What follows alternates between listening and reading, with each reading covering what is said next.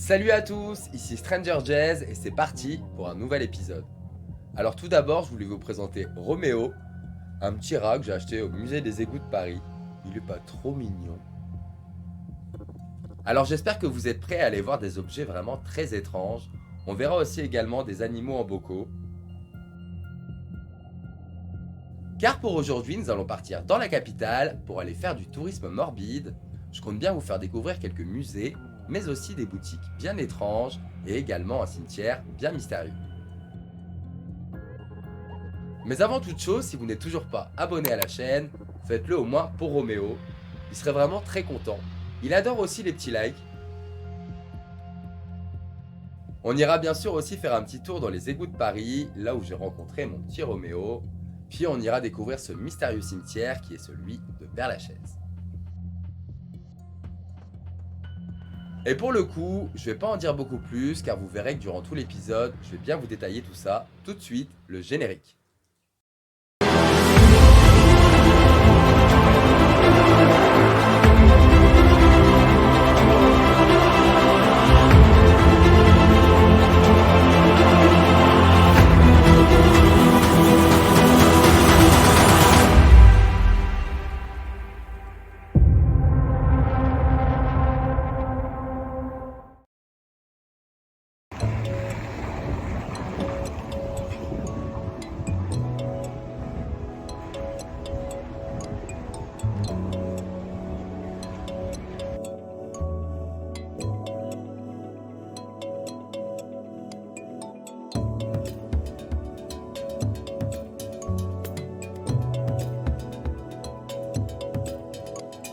Curiositas, le cabinet des curiosités, situé au cœur de Montmartre, plus exactement au 7 rue Ravignan, à Paris. Dans un bel écrin bleu et noir, les meubles chinés proposent à l'œil des objets anciens, ethnographiques, d'histoire naturelle, des instruments scientifiques, des minéraux, fossiles, ainsi que des reproductions toujours de qualité, tout en gardant son ambiance victorienne. Curiositas reste un cabinet des curiosités du XXIe siècle en accueillant des œuvres d'artistes contemporains.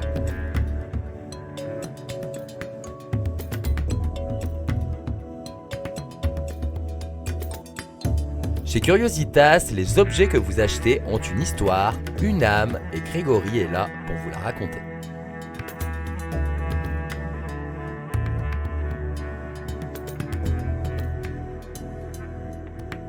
Une super boutique, très jolie, très bien entretenue, avec un patron très sympa.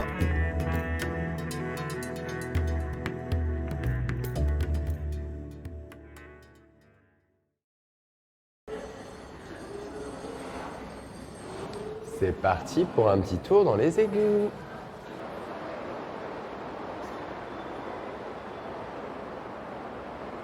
Bon, je suis parti le premier, comme ça moi je serai pas emmerdé par les gosses qui sont derrière.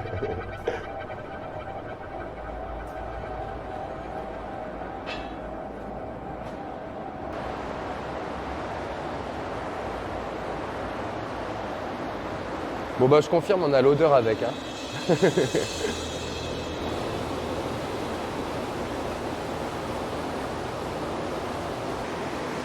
La puissance de la flotte.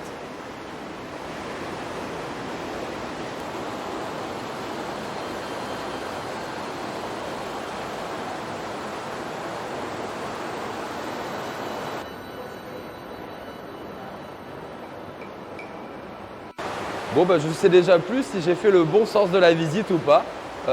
Tout se ressemble alors bon bah écoute on va continuer, on verra.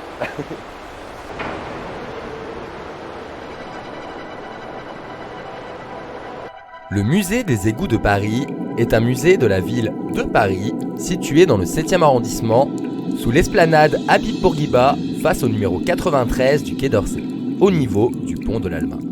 Et ça fait hyper longtemps que je voulais le visiter, seulement à chaque fois que j'y suis allé, il était fermé ou en rénovation. Depuis octobre 2021, le musée est accessible tous les jours, sauf le lundi, de 10h à 17h. En cas de crue, le musée est inondé et donc fermé à la visite dès que le niveau de la Seine atteint le pied de Zouave du pont de l'Alma. La visite dure 45 à 60 minutes et se déroule sur 500 mètres de galeries d'égouts réelles et en fonctionnement, usine de pompage Alma, point de convergence et collecteur. La température moyenne est de 13 degrés dans le musée. Par nature, de l'humidité et des odeurs légèrement désagréables peuvent être présentes. En même temps, on est quand même dans les égouts. Le but du musée est ainsi d'assurer une pédagogie sur la gestion des déchets et d'enseigner le fait que les égouts ne sont pas des poubelles.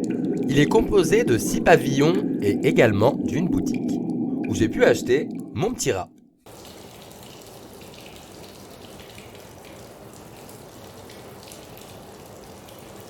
Nous avons donc la galerie Hugo Briot, prévôt des marchands de Paris en 1370 et à l'origine du premier égout voûté de Paris, rue Montmartre. Il y a aussi la galerie Pierre-Emmanuel Bruneseau, inspecteur des travaux de la ville de Paris, créateur du service des égouts de Paris. Il en a établi la cartographie et les premières techniques de curage. Il y a aussi la voûte Alma, ce prolongement de la galerie Bruneseau en direction du pont de l'Alma présente le site industriel dans lequel est installé le musée. Cet espace montre les siphons de l'Alma, l'usine de pompage et le fonctionnement de ce nœud du réseau d'assainissement parisien géré par la SIAP. Nous avons aussi le collecteur Bosquet, nommé d'après l'avenue sous laquelle il se situe, et constitue le point de jonction entre les réseaux d'eau usée du 6e et du 5e arrondissement. Il précède le bassin de la galerie Belgrand. Eugène Belgrand, ingénieur et adjoint d'Haussmann et directeur du service des eaux et des égouts de Paris, en charge de la rénovation et de l'équipement de Paris du point de vue de l'assainissement sous le Second Empire et la Troisième République. Et pour terminer, la galerie Adolphe Mille, promoteur de l'épuration agricole des eaux d'égout qui a notamment développé des cultures maraîchères dont la culture a été favorisée par l'engrais issu des égouts de Paris à Esnières, Achères et Bondy. Bon, du coup, je tiens quand même à préciser que c'est ultra rapide comme musée. À part si on lit tout ce qu'il y a écrit sur les affiches. Sinon, le trajet est relativement court, franchement. Je crois que j'ai déjà tout vu. Donc,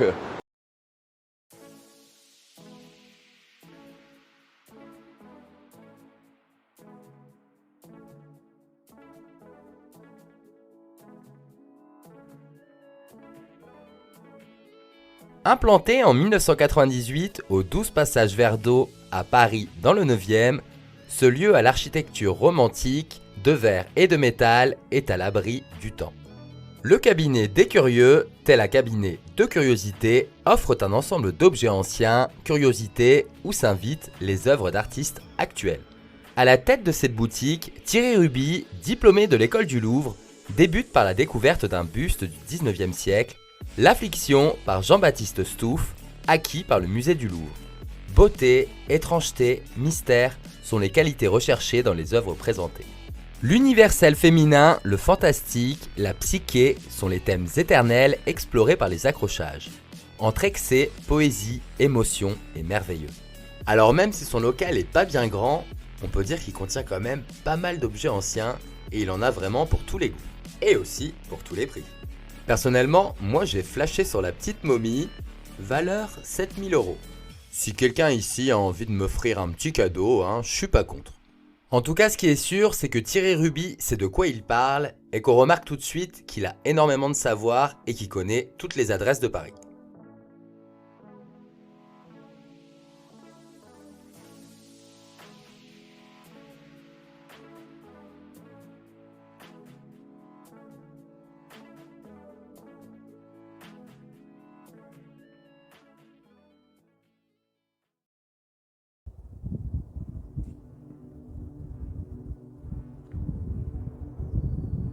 Le cimetière du Père-Lachaise est le plus grand cimetière parisien et l'un des plus célèbres dans le monde.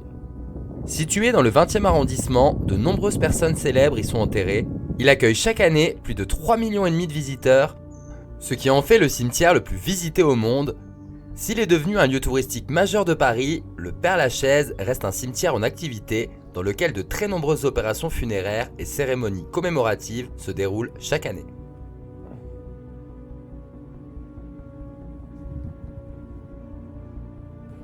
Bon, en tout cas, c'est avec plaisir que je me ferai enterrer ici. Ça fera un peu loin pour ma famille, mais... Le cimetière fut ouvert le 21 mai 1804. Il n'y possédait qu'alors que 13 tombes à l'époque. Mais une trentaine d'années plus tard, on décomptait 33 000 tombes. Le Père-Lachaise connut à cette époque 5 agrandissements, en 1824, 1829, 1832, 1842 et 1850. Ceux-ci lui ont permis de passer de 17 hectares à 58 hectares. Je comprends mieux pourquoi on dit que les corbeaux, c'est les oiseaux de malheur. Hein. Il y en a 36 000 dans le cimetière. Celui-là est énervé. Hein. C'est gigantesque. Lors de la Commune de Paris, en mai 1871, le Père-Lachaise fut le théâtre d'une véritable guerre civile en raison de sa localisation stratégique sur la colline. Les fédérés installèrent leur artillerie en plein cœur du cimetière, mais furent rapidement encerclés par les Versaillais de Thiers d'un côté et les Prussiens de l'autre. Après des combats poursuivis jusqu'au soir du 27 mai 1871, 147 survivants furent fusillés devant le mur qui prit ensuite le nom du mur des fédérés au sud du cimetière. Là, je viens de croiser une petite dame assise à côté d'une tombe. Ça m'a fait trop de la peine.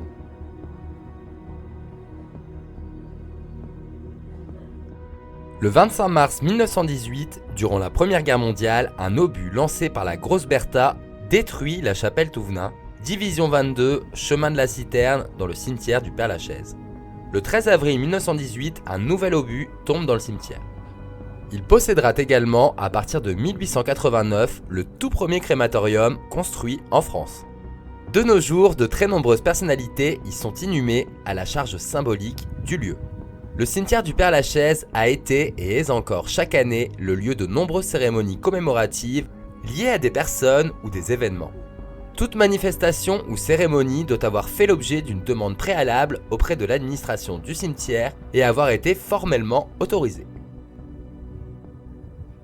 Pas flippant. En tout cas, il y a pas mal de touristes ici. J'ai pas croisé beaucoup de Français. Des Anglais, des Américains. J'ai vu aussi les Espagnols. J'ai même parlé avec eux. Ah bah ici, quelqu'un essaie d'ouvrir la tombe. Mais il n'y a plus personne là-dedans. Ces commémorations concernent en particulier la Commune de Paris, et dans ce cas, elles sont principalement le fait de partis socialistes et communistes et des francs-maçons du Grand Orient de France. Après la Seconde Guerre mondiale s'y ajoutent notamment les hommages aux victimes de nazisme. Avec ses 44 hectares, la première nécropole de Paris est aussi l'un des plus importants espaces verts. On y dénombre 4000 arbres de plus de 80 essences différentes. On y trouve des érables, des marronniers, des frênes, dont le plus vieux fut planté en 1849, mais aussi des tilleuls, des thuyas, des chênes ainsi que des hêtres. Au total, 400 espèces végétales ont été recensées. Il y possède également une faune très riche et est composée d'une quarantaine d'espèces d'oiseaux, dont des corneilles, des chouette-culottes, des faucons cresserelles, des éperviers, des mésanges, des grimpereaux, des citelles, des moineaux. On observe également des lézards, des chats, des chauves-souris, des fouines, des hérissons et des écureuils roux. 264 espèces de coléoptères et une centaine de papillons ont été recensés. Un essaim d'abeilles avait même trouvé refuge dans la tête en bronze de la statue de Casimir Perrier. En 2020, une famille de renards s'est installée dans le cimetière. Ce qui me fait d'ailleurs penser que ce ne sont pas des corbeaux que l'on voit dans cet épisode, mais plutôt des corneilles noires. C'est donc pour toutes ces raisons que le cimetière Père-Lachaise est vraiment unique en son genre. Rien que quand on s'y balade, il y a comme une présence mystique.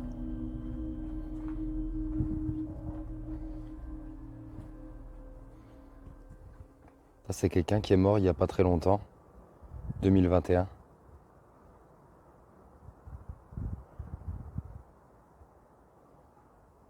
Bon, on va être gentil.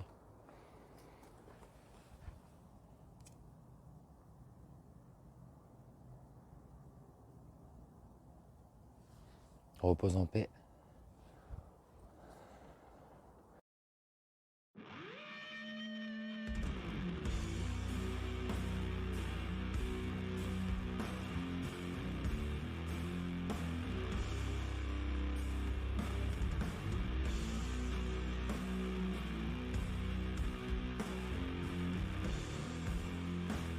En plein cœur de Châtelet se trouve une magnifique boutique Edémonium, plus précisément au 11 rue du Plâtre. Personnellement, à peine je suis rentré dans la boutique que j'avais envie de tout acheter. Vraiment, tout est magnifique. Le mur, le plafond, le sol, tout est canon. Ça reste essentiellement de la décoration pour intérieur, pour les gens qui ont des goûts un petit peu particuliers, comme moi. Elle vend aussi également des bijoux rock, des vêtements, des accessoires et des objets décoratifs gothiques. En bref, une petite boutique du fantastique.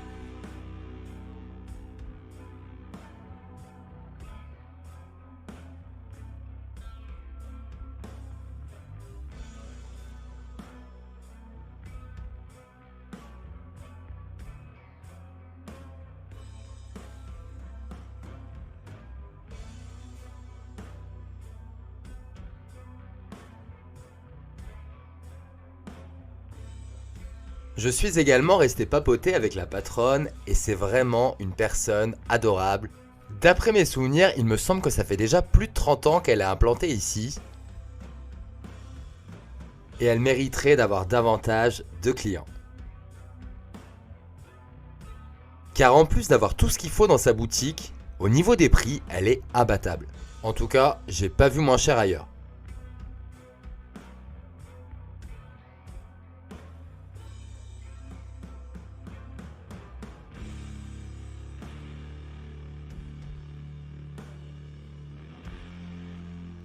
En tout cas, je lui souhaite le meilleur et je reviendrai.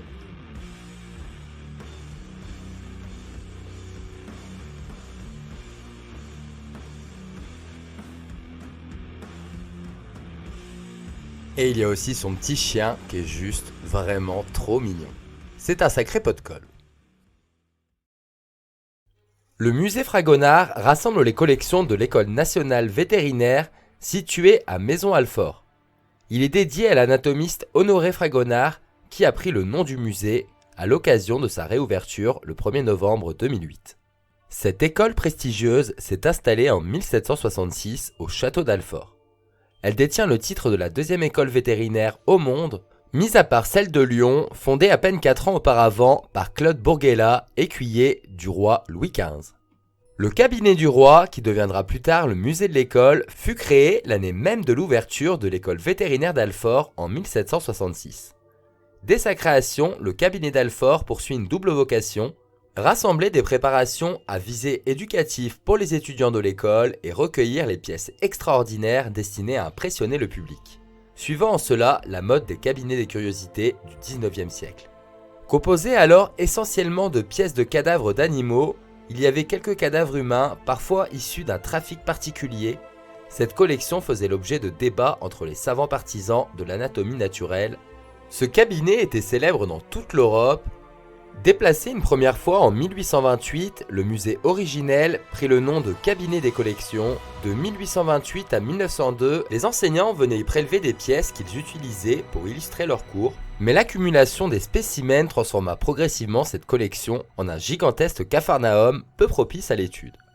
Aussi fut-il décidé en 1882 de créer un troisième musée structuré par et pour l'enseignement. Les bâtiments qui accueillent le musée actuel ont été achevés en 1901. Il ouvre en 1902 en prenant le nom de musée et les pièces anatomiques y ont pris une place en 1903, dans un cadre muséologique typique de la fin du XIXe siècle. La nouvelle organisation des collections recherchait une visée pédagogique. Jusqu'au milieu du XXe siècle, les étudiants venaient y apprendre leurs leçons, découvrir l'anatomie et les lésions provoquées par les grandes maladies animales, mais dès les années 1920, les étudiants se firent de plus en plus rares et son ouverture fut réservée aux visiteurs de marque. Cet aspect unique a été volontairement conservé, comme le témoignage unique des temps révolus. On représente un peu ici un musée de musées. Il est d'ailleurs représenté en 4 salles bien distinctes. La première est consacrée à l'anatomie comparée et suit un plan thématique. Chaque vitrine présente un organe ou un appareil anatomique décliné chez les principales espèces domestiques. L'objectif étant d'utiliser le jeu de l'anatomie comparée pour faciliter la mémorisation des très nombreuses variations observables d'une espèce à l'autre. Un vétérinaire est souvent confronté dans son exercice professionnel à plusieurs espèces et cela lui impose de mémoriser les différences en matière d'anatomie, de physiologie et de pathologie, lui permettant de fonder sa pratique. Dans la première salle se trouve également une importante collection de monstres animaux, Non que l'on ait voulu créer une galerie des horreurs, mais simplement parce que le vétérinaire doit être capable de reconnaître et de s'adapter aux difficultés en matière d'obstétrique, qui concernent directement les postures de colonne vertébrale des différentes espèces. La seconde salle recèle une importante collection de squelettes, un magnifique buste de pur sang datant de 1828 est dû à Jacques-Nicolas Bruno et une collection de modèles anatomiques de Louis Houzeau. Les hautes vitrines disposées contre les murs de cette salle sont remplies de mâchoires servant à apprendre et à identifier l'âge des animaux par l'usure dentaire et une vitrine consacrée aux lésions dentaires. La troisième salle est consacrée à la pathologie, mais une pathologie ancienne, typique du XXe siècle. On y trouve d'impressionnantes lésions osseuses qui témoignent des tourments des chevaux et bovins, alors bêtes de somme de grande valeur et devant œuvrer jusqu'à ce qu'ils succombent à la maladie. Une vitrine présente plusieurs centaines de calculs, issus essentiellement des segments digestifs de grandes espèces. Des moulages de cire nous rappellent que la maladie des animaux sont souvent transmissibles à l'homme. Parmi elles, la tuberculose tient une large part. Cette maladie toujours invaincue fut probablement la plus meurtrière, aussi bien chez les animaux que chez l'homme.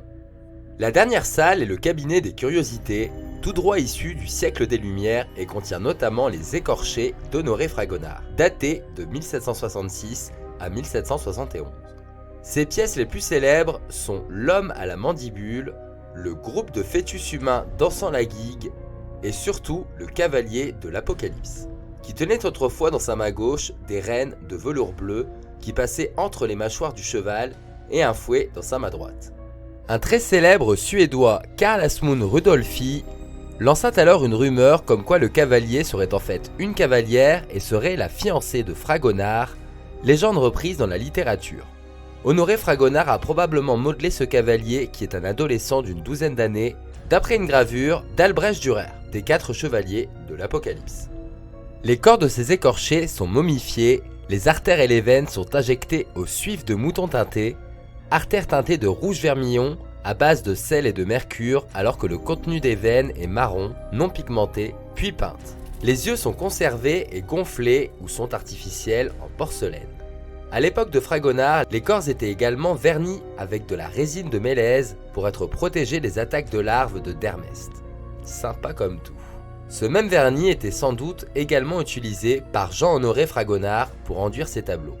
Il nous faisait pas des tableaux aux restes humains par hasard? Alors, pas trop choqué par tous ces animaux en bocaux? Moi un peu. Et puis aussi tous ces squelettes d'animaux, franchement, je crois que j'ai eu ma dose. Toi aussi Roméo. D'ailleurs, tu vas aller te coucher Roméo parce que je commence à avoir une tendinite. Dodo. Bon bah, il voulait pas dormir. J'espère en tout cas que j'aurai réussi à vous faire découvrir des choses dans cet épisode, que ça soit au travers des musées ou des objets qu'on peut trouver dans ces boutiques hors du commun. Et si jamais vous avez quelques questions concernant ces différentes boutiques et musées, n'hésitez surtout pas dans les commentaires, j'ai peut-être oublié quelques informations. Sur ce, on va terminer là. Je vous souhaite un excellent fin de week-end et je vous dis à la semaine prochaine.